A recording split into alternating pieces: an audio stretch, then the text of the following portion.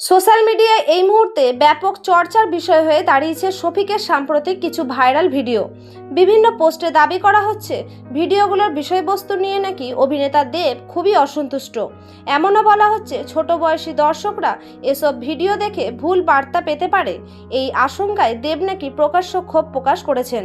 কয়েকটি পেজ আরও দাবি করছে শফিককে উদ্দেশ্য করে দেব নাকি বলেছেন, জনপ্রিয়তা পাওয়ার জন্য এমন কন্টেন্ট তৈরি করা উচিত নয়।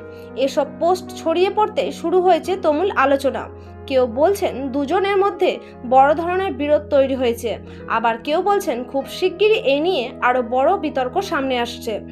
ইতিমধ্যে হাজার হাজার মানুষ পোস্টগুলো শেয়ার করছেন, ফলে অনেকে পুরো বিষয়টিকে সত্যি বলে ধরে নিচ্ছেন।